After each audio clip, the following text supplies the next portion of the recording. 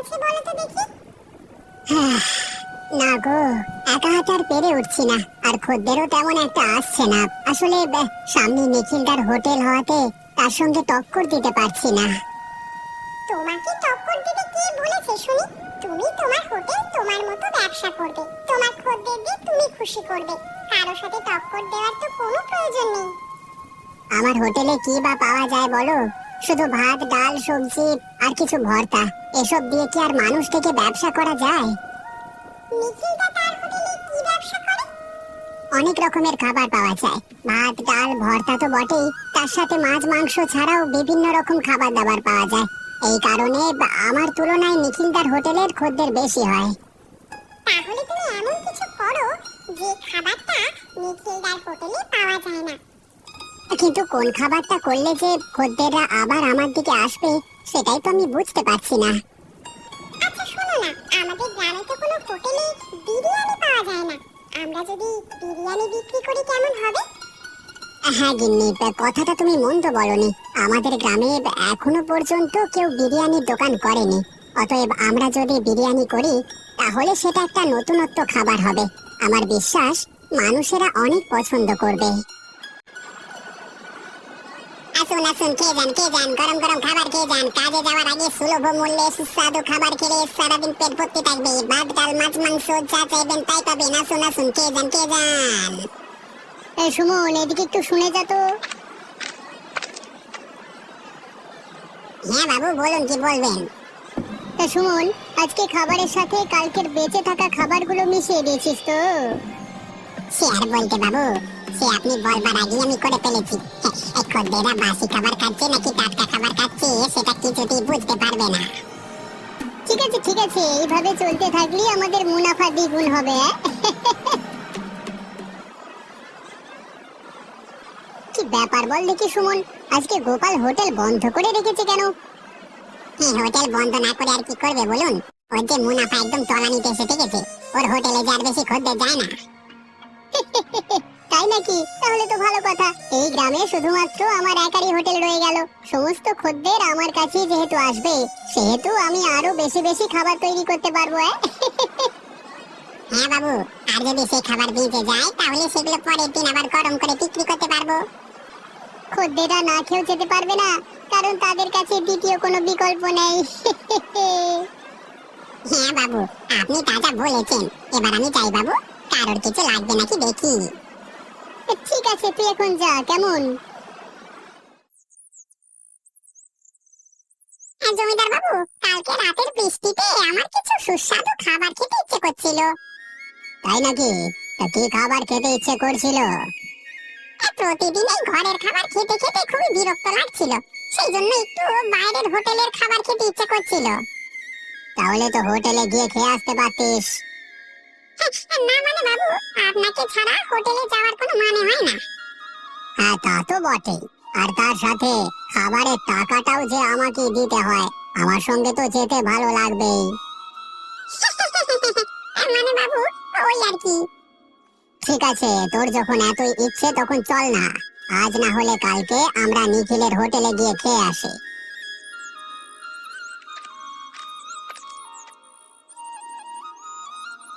বলি কেন হোটেলে খাবে কেন? বাড়ির খাবার কি মুখে রুচছে না নাকি? আমার হাতের রান্না কি এতই খারাপ? আরে শোনো গিন্নি, বিষয়টা কি হয়েছে, এই নগেনের নাকি বাড়ির খাবার খেতে খেতে খুবই অস্বস্তি লাগছিল, সেই জন্যই আর তুমি আমাকে শুধু শুধু ভুল বুঝছো। ও আচ্ছা, তাই বলো। তা নগেন, তোমরা শুধু একাই যাবে নাকি আমাকেও নিয়ে যাবে? আগে গিন্নিমা, আমি বাবুকে বলেছিলাম আপনাকে নিয়ে যেতে, কিন্তু বাবু বলল আপনাকে নিয়ে গেলে আপনি এটা সেটা বায়না করবেন। আরে এ তো মুখের সামনে ঢপ মারছে, কি বদমাইশ রে বাবা, আমাকে শুধু শুধু ফাঁসাচ্ছে। তুমি বিশ্বাস করো গিন্নি, আমি এমন কথা কখনো বলিনি। আমার এসব কথা বলে লাভ কি বলো দেখি? তার মানে তোমাদের সাথে আমাকে নিয়ে যাচ্ছ, তাই তো? একদম গিন্নিমা, আপনি কোনো চিন্তা করবেন না।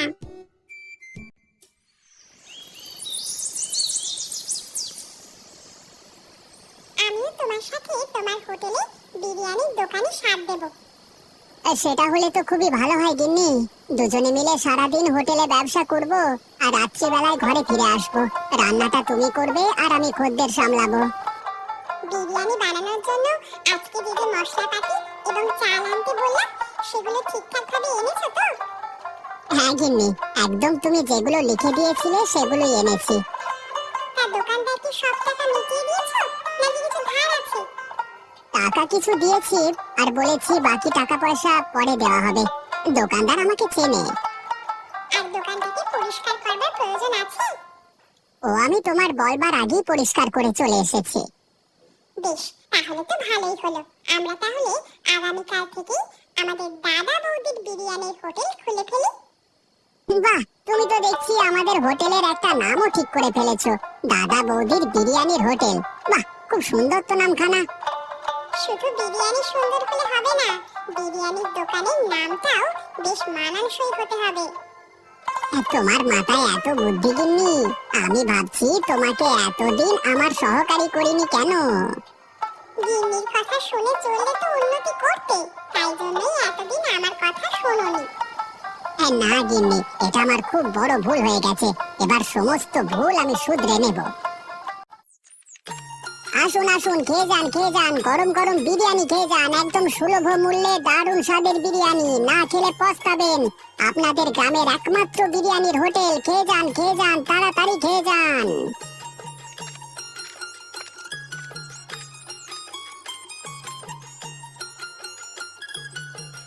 বলো কি গো গোপাল, তুমি তাহলে এই গ্রামে বিরিয়ানির হোটেল খুলি ফেললে? হ্যাঁ দাদা, আপনারা আসুন এবং খেয়ে দেখুন বিরিয়ানি কেমন খেতে।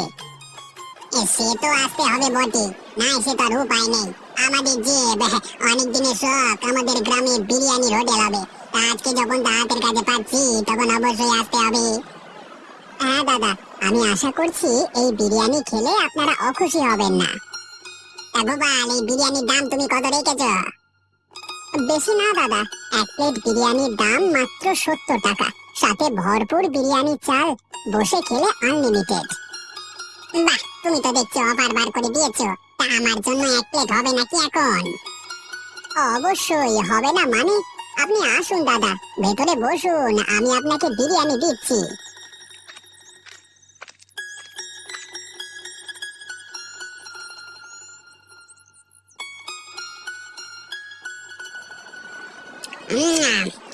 আরে বাহ, এ তো দারুণ সুন্দর হয়েছে। তা কে রান্না করেছে বিরিয়ানি? হ্যাঁ, বিরিয়ানি রান্না করেছে আমার একমাত্র গিন্নি, মানে আমাদের লতা বৌদি। আরে বাবারে, লতা বৌদির হাতের বিরিয়ানি যে এত সুন্দর সেটা তো আমরা আগে জানতাম না। হ্যাঁ, গিন্নি আমার বরাবরই খুব সুন্দর রান্না করে, রান্না বান্নার দিক থেকে অনেক পটু। একটা কথা জিজ্ঞাসা করবো গোপাল, কিছু মনে করবে না তো? না না, মনে করবার কি আছে, আপনি বলুন না। তুমি হঠাৎ ভাত ডালের হোটেল বাদ দিয়ে নতুন করে আবার এই বিরিয়ানির হোটেল করলে কেন? আসলে দাদা, ভাত ডাল শুধু বিক্রি করে তেমন ইনকাম হচ্ছিল না। আসলে যুগের হাওয়া তো, যুগের সাথে সাথে সমস্ত কিছুই পরিবর্তন হয়। তা যা বলেছো তুমি, আমি তো বেশিরভাগ দিনে নিখিলদার হোটেলেই খেতাম। নিখিলদার হোটেলে অনেক রকমের খাবার দাবার পাওয়া যেত। আমার আগের ভাতের হোটেলে খদ্দের ছিল বেশিরভাগই বৃদ্ধ, কিন্তু তারাও ধীরে ধীরে শারীরিক কারণে আর আমার হোটেলে আসতে পারতেন না। সেই কারণে আমার হোটেলে লাভও বেশি হতো না। না গোপাল না, তুমি ঠিকই করেছো। নতুন যুগে নতুনত্ব কিছু না আনলে এগুলো করা যায় না গো। তুমি তোমার ব্যবসাটা চালিয়ে যাও। লতা বৌদির হাতের বিরিয়ানি সত্যি খুব সুন্দর, তুলনা হয় না। হ্যাঁ, তোমরা পাশে থাকলেই আমার ব্যবসার উন্নতি হতে পারবে।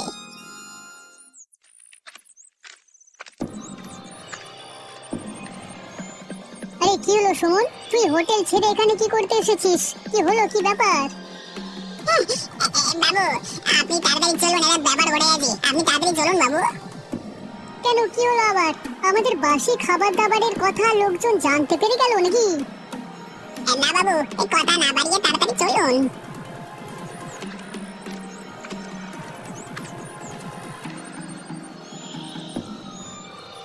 ওই দেখুন বাবু। এ কি রে, দাদা বৌদির বিরিয়ানির হোটেল? এই হোটেল আবার কে খুললো? বাবু, আমাদের গোপালদা আর ওর বউ মিলে এই হোটেলটা আজকে খুলেছে। দেখুন না, কত লোকজনের ভিড়। আরে এই যে তাজ্জব ব্যাপার, গোপাল যে এরকম একটা কাজ করবে সেটা তো আমি ভাবতে পারিনি। এখন কি করবেন বাবু? আমাদের হোটেলে তো একটা লোক আসছে না। দাঁড়া দাঁড়া, একটু ভাবতে দে। এইভাবে তো হাল ছেড়ে দিলে হবে না। তুই এক কাজ কর, তুই গোপালের হোটেলে চলে যা। এই নে 100 টাকা নিয়ে যা। হোটেলে বিরিয়ানি খেয়ে সমস্ত তথ্য গোপালের কাছ থেকে হাতিয়ে নিয়ে চলে আয়। কিন্তু বাবু, গোপালদা কি রান্না বান্নার পদ্ধতি কিছু বলবে? আরে গাধা, এখনকার দিনে রান্নার পদ্ধতি জিজ্ঞেস করতে হয় না, তুই শুধু জিজ্ঞাসা করে আসবি কত করে প্লেট বিক্রি করছে। যা, আর দেরি করিস না। আর নগেন, আমি মাঝে মাঝে ভাবি তুই আমার সহকারী নাকি তোর গিন্নি মায়ের গুপ্তচর। আমি দুটোই জমিদার বাবু, আমাকে দুদিকেই খেয়াল রাখতে হয়, না হলে যে আমার উপায় নেই। তুই কাকে বেশি প্রাধান্য দিস, আমাকে নাকি তোর গিন্নি মাকে? দুজনকেই। আমি যেমন গিন্নিমাকে আপনার সম্বন্ধে খবর দিই, তেমনি আপনার জন্য একটা দারুণ খবর নিয়ে এসেছি। কি খবর শুনি? জমিদার বাবু, আমাদের গ্রামে গোপাল আছে না, ও আমাদের গ্রামে প্রথম বিরিয়ানির দোকান খুললো। বলিস কি রে, এ তো খুবই আনন্দের কথা। শুধু আনন্দ পেলেই হবে না জমিদার বাবু, আমাকে আর গিন্নিমাকে একদিন রাতে বিরিয়ানি খাই আনতে হবে কিন্তু। হবে হবে, নিশ্চয়ই হবে, কিন্তু তোর গিন্নিমার কানে এই কথাটা তুলিস না জানো। সেটা না তুলে তো আমি থাকতে পারবো না বাবু। ওই যে বললাম না, আমাকে দুজনকারই খেয়াল রাখতে হয়। মাঝে মাঝে ভাবি জমিদার কে, তুই না আমি।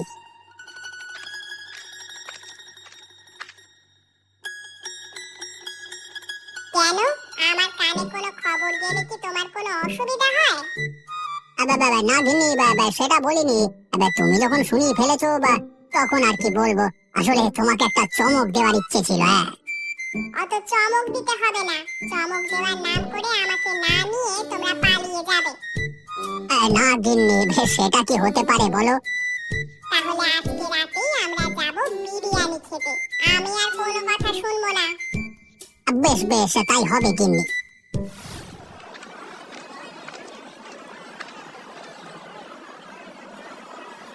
আরে গোপালদা, এ তুমি নতুন বিরিয়ানির দোকান দিয়েছো, আমি ভাবতে পারছি না গো। ভাববার কি আছে সুমন, তোমার হোটেলের সামনে তো আছি, তুমি তো দেখতে পাচ্ছ। দেখে আর কি হবে দাদা, বিরিয়ানির গন্ধে যে আমি আমার হোটেলে থাকতে পারলাম না, তাই জন্য আমি বিরিয়ানি খেতে চলে এলাম। তাই নাকি? তাহলে এসো, বসে পড়ো। এটা কত করে বিরিয়ানির প্লেট বিক্রি করছে দাদা? তুই আগে খা, তারপর ওসব বলবো, না হলে তুই দাম জিজ্ঞাসা করে এখান থেকে পালিয়ে যাবি, আমি জানি।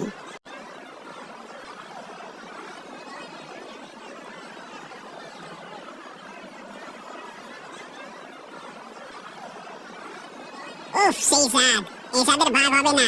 সত্যি দাদা, তুমি বিরিয়ানিটা খুব সুন্দর রান্না করেছো, একদম মন থেকে বলছি। বিরিয়ানিটা আমি নয় রে, তোর লতা বৌদি রান্না করেছে। ভালো হয়েছে বলছিস? একদম দাদা, এই বিরিয়ানি লোকেরা অনেক পছন্দ করবে। দাদা, তোমার কাছে একটা অনুরোধ করব। হ্যাঁ বল না। বলছি, তোমার কাছে কি এখন কোনো কাজ হবে? তাহলে আমি কাজে ঢুকে পড়তাম। সে কি রে, তুই যদি আমার কাছে কাজে ঢুকিস তাহলে তো নিখিল তোর উপর খেপে যাবে। নিখিলদার হোটেল বেশি দিন থাকবে না, তুমি আমার কথাটা মিলিয়ে নিও গোপালদা। কেন রে, হঠাৎ এরকম কথা বলছিস কেন?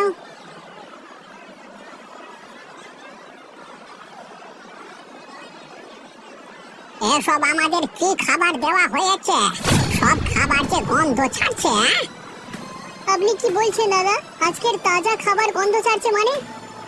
বিশ্বাস না হলে তুমি খেয়ে দেখো না বাপু, উনি ঠিকই বলেছেন দাদা, কালকের বাসি খাবারগুলো তুমি ওনাদেরকে খাওয়াচ্ছ।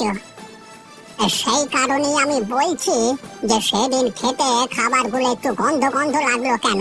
আমি ভাবলাম আমার বয়স হয়েছে বলে হয়তো বা আমার মুখের স্বাদটা চলে গেছে, কিন্তু আদতে দেখছি আমার সন্দেহটাই ঠিক। সত্যি কথা বলি দাদু, নিখিলদা একদমই ভালো মনের মানুষ নয়, ও শুধু নিজের ব্যবসাটাই বোঝে। তুই চুপ কর সুমন, তোর বড্ড বার বেড়েছে নয়, তোকে আমার হোটেল থেকে বের করে দেব। আমি আর তোমার হোটেলে কাজ করব না দাদা, আমি এই মুহূর্তে হোটেল থেকে বেরিয়ে যাচ্ছি। ছি ছি ছি ছি নিখিল, আমরা তোমার হোটেলের বহু পুরনো খদ্দের, তুমি আমাদের সাথে এমনটা করতে পারলে? আসলে ভুল করে চলে গেছে। ভুল করে যায়নি, তুমি ইচ্ছে করে করেছো। আমি তোমার হোটেলে আজকের পর থেকে আর আসবো না। আপনারা দয়া করে যাবেন না, তাহলে আমার ব্যবসাটা বন্ধ হয়ে যাবে। ওই ছোট ছেলেটা সত্যি কথা বললো বলে তুমি ওকে হোটেল থেকে বের করে দিলে। তোমার হোটেলে আর এক মুহূর্ত নয়।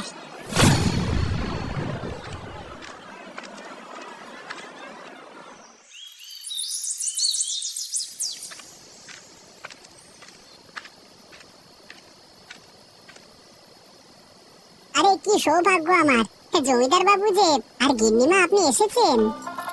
হ্যাঁ গোপাল, আমাদের এই নগেন জেদ ধরলো যে তুমি নাকি নতুন দাদা বৌদির বিরিয়ানির হোটেল খুলেছো, আর সেখানেই আমরা আজকে সপরিবারে খেতে যাব। তা সেই কারণেই এলাম গোপাল। তা বিরিয়ানি হবে তো? অবশ্যই জমিদার বাবু, আমি অনেক খুশি হয়েছি। আপনারা সকলে আসুন, এসে ভেতরে বসুন।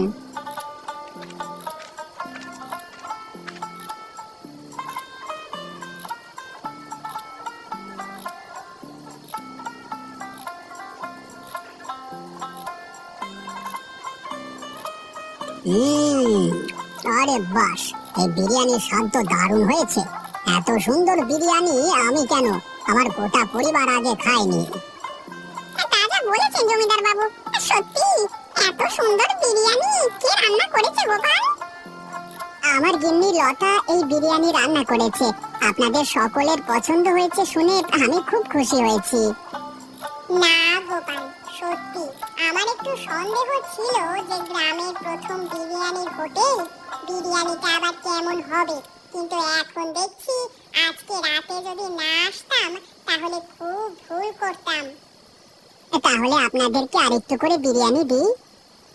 দাও দাও, তোমার গিন্নিমা আর ওই নগেনকে পেট ভরিয়ে বিরিয়ানি খাওয়াও। টাকা পয়সা নিয়ে তোমার কোনো চিন্তা করতে হবে না। দেখুন গিন্নিমা, বিরিয়ানি খেয়ে বাবুর হাত কেমন খুলে গেছে। আমরা দুজনেই মন ভরে খাই গিন্নিমা, কোনো অসুবিধা নেই।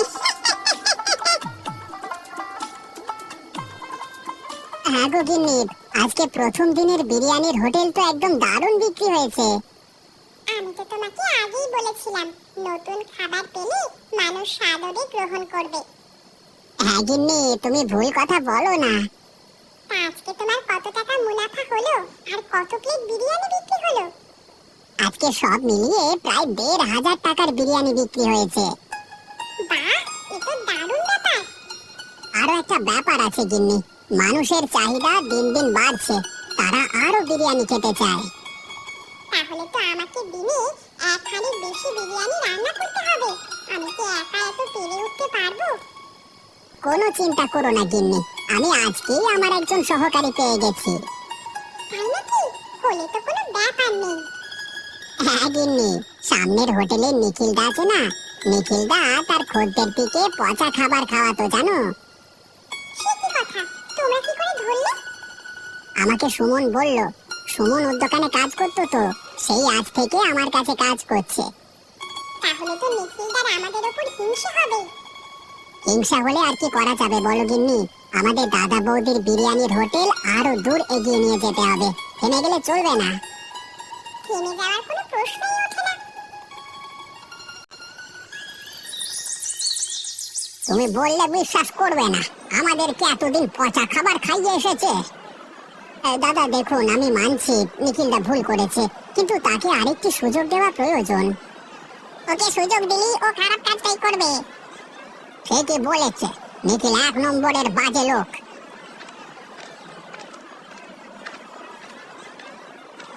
দাদা, আমার বড় ভুল হয়ে গেছে, আমি আমার খদ্দেরের সাথে বেইমানি করেছি। নিখিলদা, সত্যি তোমার এই কাজটা করা উচিত হয়নি। তোমরা সকলে আমাকে একটি সুযোগ দাও, আমি কথা দিচ্ছি এরপর থেকে আমি খাবার আর কোনোদিন খারাপ দেব না। দেখো, আমাদের তো বয়স হয়েছে, আমাদের সামান্য দুটো ভাত ডাল পেলেই খুশি হয়ে যায়, আর তার উপর তুমি যদি এরকম কারচুপি করো, আমরা যাবো কোথায় বলো দেখি।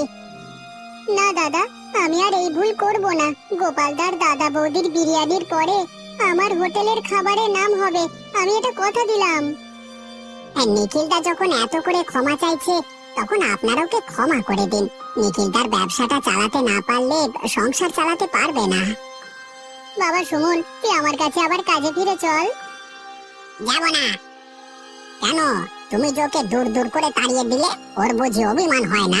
এখন তোমার হোটেল তোমাকে একাকী চালাতে হবে, কেউ তোমার সহকারী নেই।